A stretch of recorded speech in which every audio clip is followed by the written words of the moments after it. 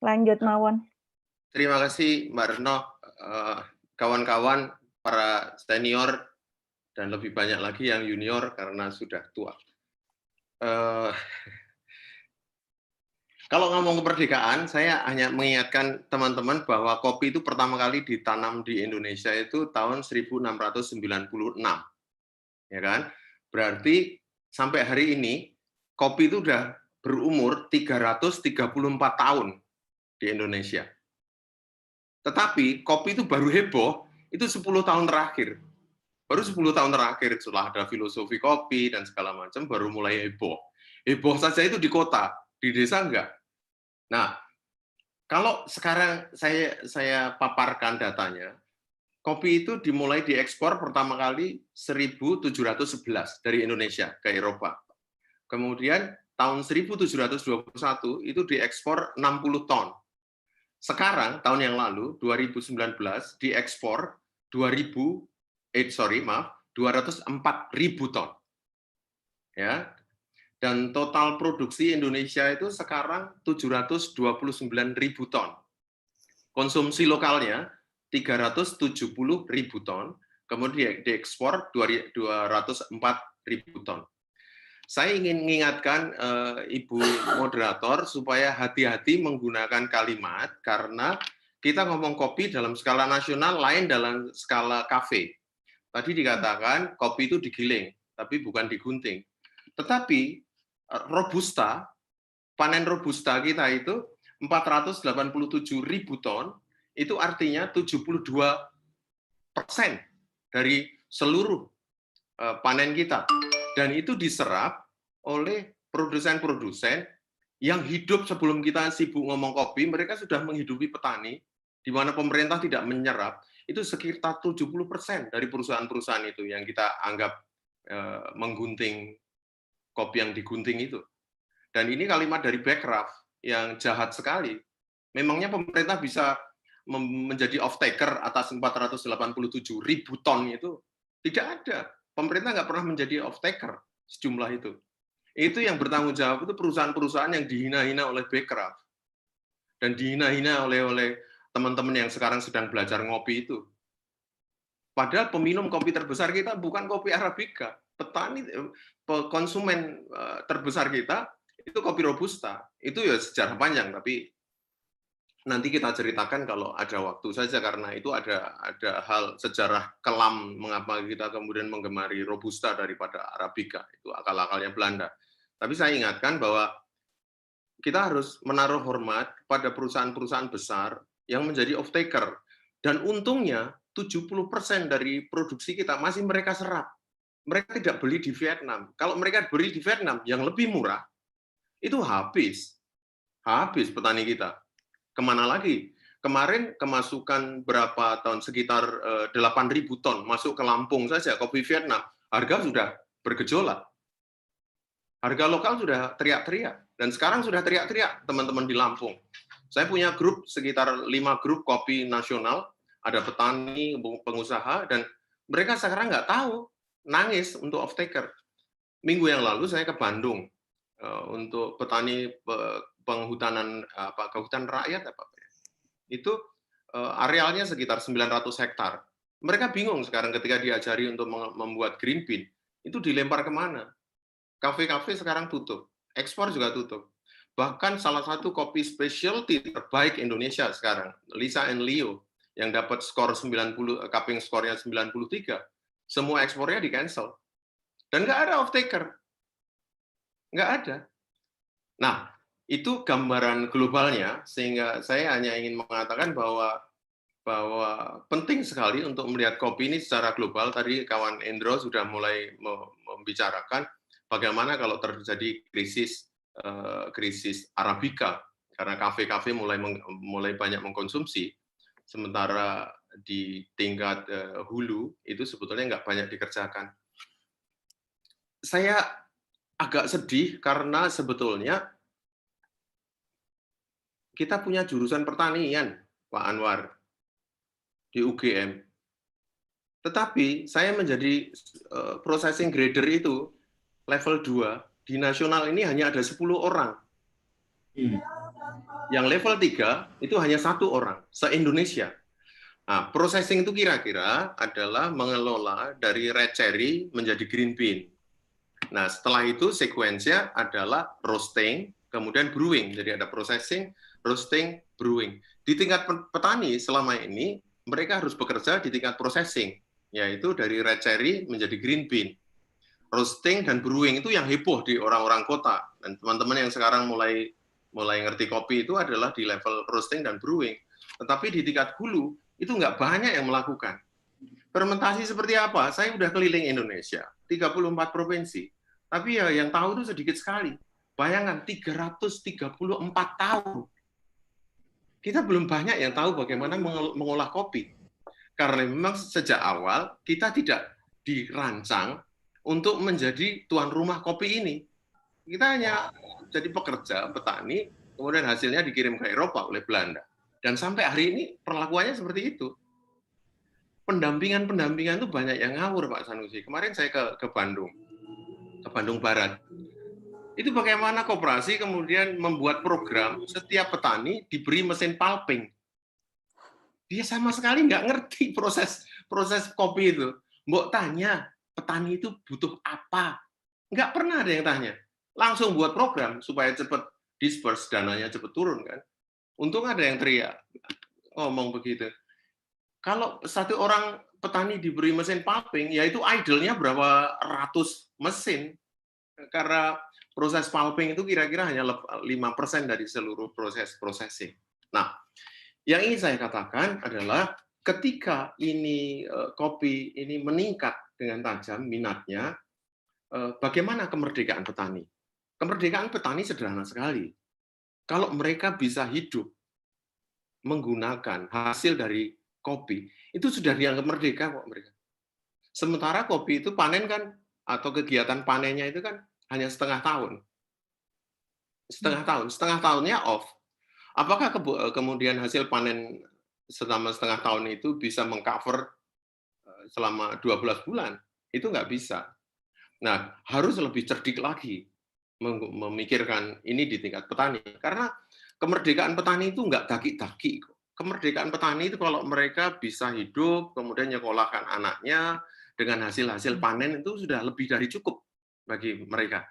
Nah, disinilah pendamping-pendamping, entah itu koperasi, entah Departemen Pertanian, itu harus memahami sungguh persoalan di lapangan. Dan gampang sekali kok untuk memahami. Tinggal saja sama mereka, udah pasti tahu persoalannya. Tapi kalau hanya weekend, kemudian datang ke desa, kemudian menengok ini, baca Google, ya nggak ngerti. Nggak ngerti.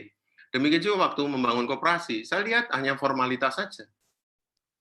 Perlu anggota 120 diresmikan, ya udah diambil KTP saja gitu loh. Padahal persoalannya tidak itu, harus cocok dari hati ke hati kan. Harus sehati dulu baru bisa melakukan koperasi, karena yang lain persoalan teknis. Tapi kalau persoalan kesamaan ideologi itu menjadi lebih penting menurut saya. Itu yang saya katakan sebagai policy maker di tingkat kabupaten lah. Itu sebetulnya tidak tahu apa yang harus dilakukan. Tidak tahu. Dan sayangnya adalah orang-orang seperti kami juga seperti pejuang-pejuang yang kesepian.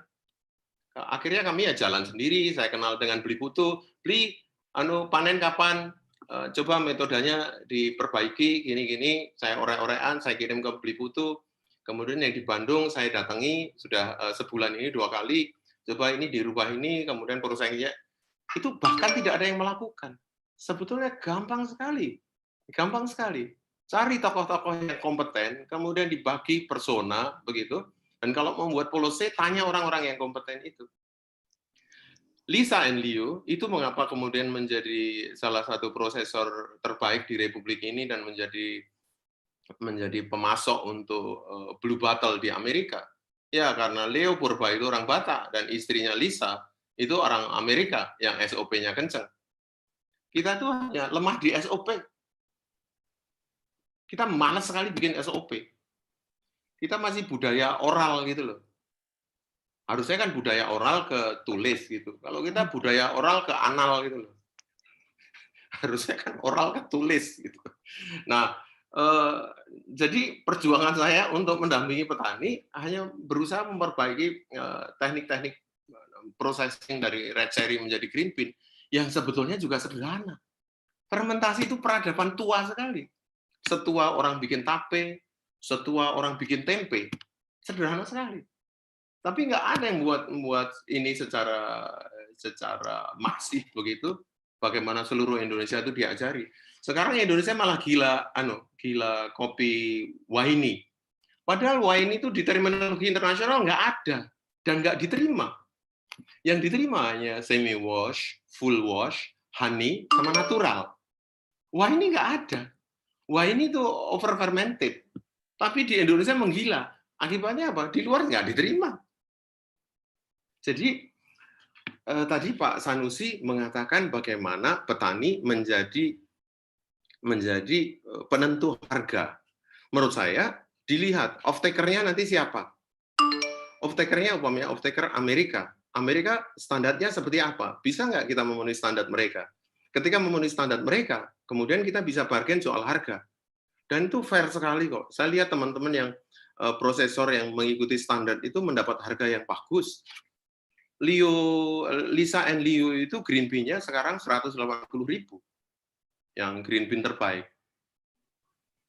Kalau petani-petani pada umumnya itu 5 kg cherry itu menjadi 1 kilo green bean atau 5,6 itu menjadi 1 kg green bean, karena sortasi yang ketat di Lisa and Leo, dia bisa 10 kg dapat 1 kilo.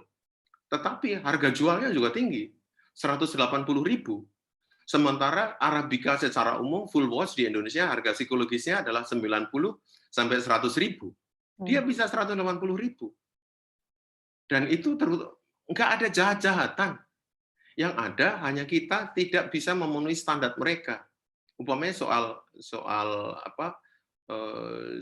tingkat kekeringan 20%, kelembapannya 12%. Lah kita nggak pernah pakai alat pengukur, kita cuma memegang terus diremas. Oh, ini 10, ini 15. Itu udah kayak dukun kopi gitu loh. Padahal itu ada alat ukur yang murah juga. pH meter murah, termometer murah, kemudian juga alat pengukur untuk pH juga murah.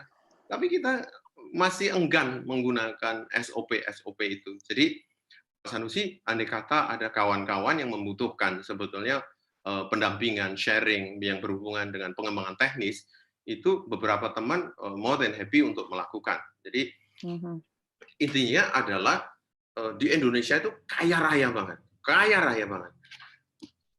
Cuma males diproses, males mengerjakan SOP. Kalau kita lihat, Sumatera itu memberi kontribusi 71% dari panen nasional. Ya, produksi nasional itu 71% dari Sumatera. Tetapi karena Toba itu subur makmur, ya nggak pada dipupuk. Tuhan Allah yang mupuk itu. Jadi itu ditanam di lereng-lereng, disamperin aja sulit, apalagi dipupuk. Mau manennya juga sulit. Nah, sedikit sekali yang sudah menggunakan teknologi modern.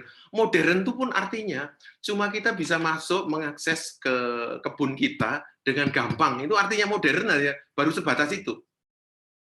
Kita masuk, kemudian bisa memupuk dengan mudah, memotong ranting dengan mudah, kemudian panen dengan mudah. Itu bisa dikatakan perkebunan modern. Sesederhana itu. Karena itu nggak ada kopi itu dirabuk. Tuhan Allah yang rabuk itu. Nah, bayangkan kalau dirabuk. Saya menemukan ladang yang dikerjakan dengan sangat bagus, dan hanya dengan pemupukan menggunakan bahan-bahan organik, rumput, dan dibalik. Itu hasilnya udah luar biasa.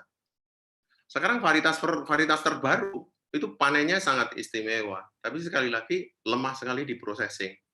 Jadi yang ingin saya lakukan ke depan, saya akan membuat flag carrier namanya Indonesia Specialty Coffee. Isinya adalah prosesor yang sudah mendapat sertifikat dari tingkat dunia, yang kemudian bisa mempertanggungjawabkan produknya. Terutama adalah konsistensi.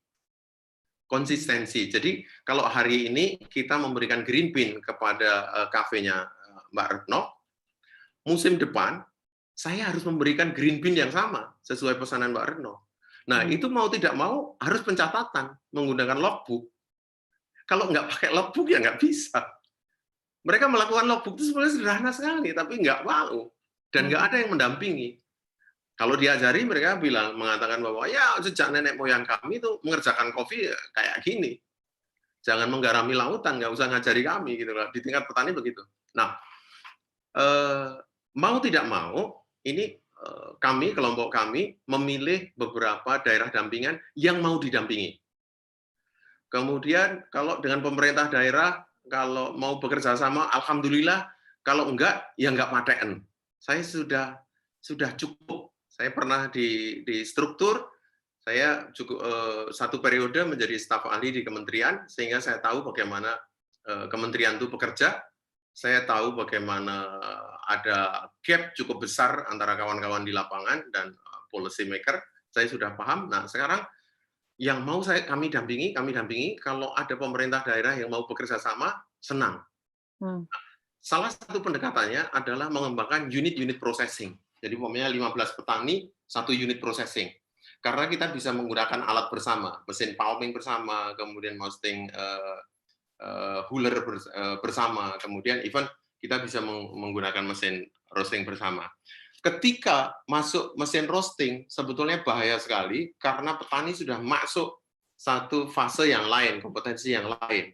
Mau tidak mau dia harus marketing secara retail, dan itu perlu keahlian baru lagi. Jadi menurut saya, kalau petani dibatasi sampai produksi green bean saja, tapi green bean yang sungguh-sungguh berkualitas, menurut saya kesejahteraan sudah bisa dibangun. Karena petani nggak mungkin melakukan marketing sekaligus, kemudian melakukan retail, dan segala macam, terlalu berat. Meskipun ada beberapa koperasi yang bisa melakukan.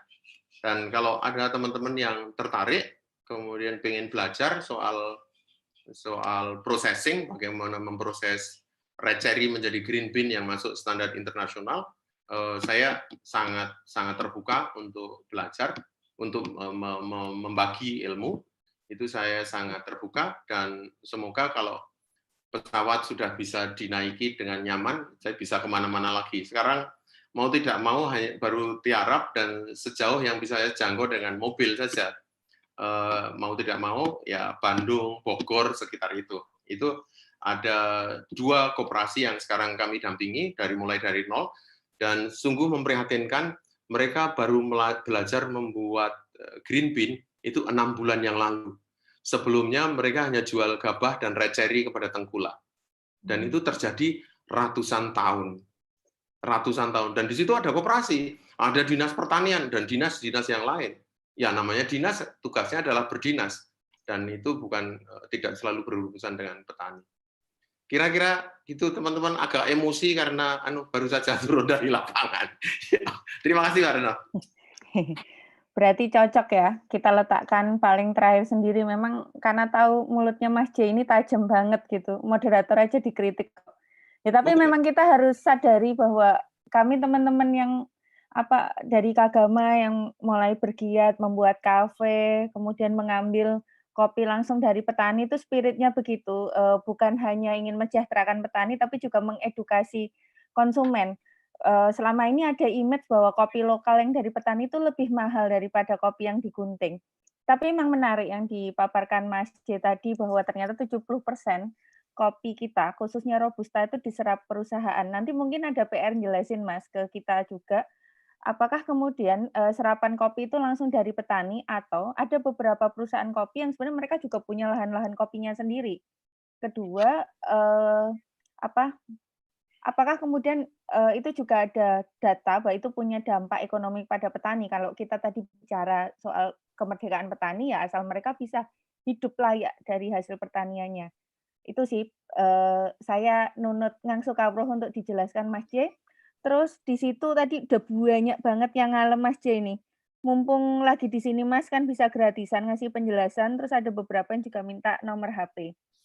Nah, sekarang kita masuk sesi tanya jawab, kita masih punya waktu 50 menit untuk dibukakan pintu untuk 2 penanya.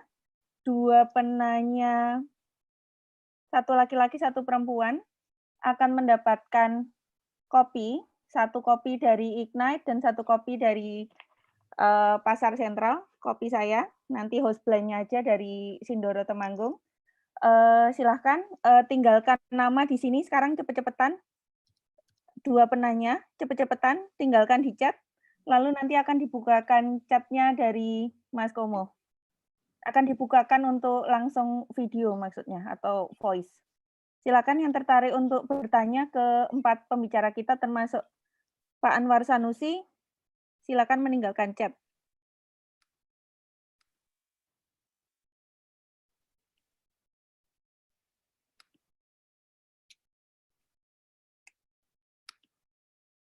Ini ada yang mau bertanya nggak ya?